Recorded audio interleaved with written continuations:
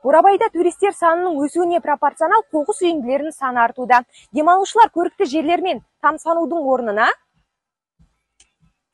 пластик қоқыстардың арасында жүр. Көлдердің жағалауында және адам көп жиналатын жерлерде санитарлық тазалау жұмыстары күн сайын жүргізіледі. Жұмыс күні қоқыс 3 рет, ал демалыс пен мереке күндері 4 рет шығарылады. Дегенмен қала тұрғындары тазалау жұмыстарының сапасына көңілі толмайтындарын айтады. Туристердің келуінен кейбір жерлерде қоқыс көп жатады.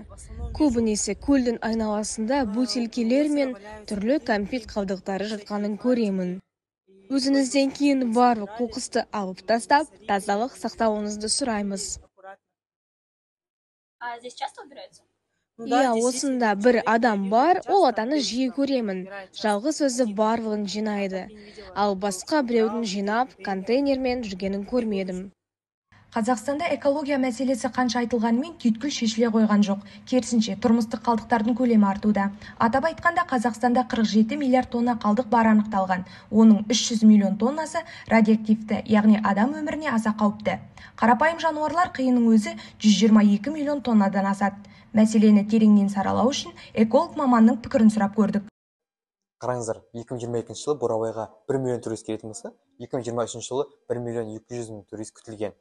Дәл қазіргі ақпаратты білейін, бірақ бұл туристердің санының жылдан жылға артуын көрсетеді. Енді Бурабай ұлттық паркіне келетін болсақ, Бурабай ұлттық паркінде 2020 және 2023 жылдар аралығында 6550 текше метр қоқыс шығарылған еді. Көлік санын жоқтайтын болсақ, бұл 100 көліктен астам. Енді әкімдіктің аймағына келетін болсақ, ең басты мәселелердің бірі бұл коммуналдық қызметтерде қоқыс жинаушылардың аздығы. Мен қазір тегін жағажай аумағындамын. Тікелей байланысқа әріптесім Мөлдір қосылады. Мөлдір, сен эфирдесің. Рахмет, Айнұр. Ал дәл қазір біз жекеменшік жағажай аумағындамыз. Байқағандарыңыздай аумақ тап-таза, бірде-бір қоқыс жоқ.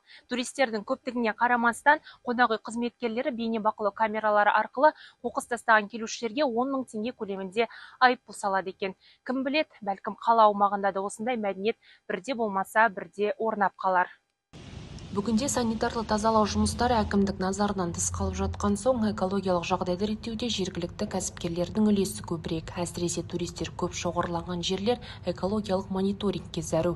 Сондықтан алыстану көздерінде қатаң рейдтік бақылау жұмыстары жүргізілмек.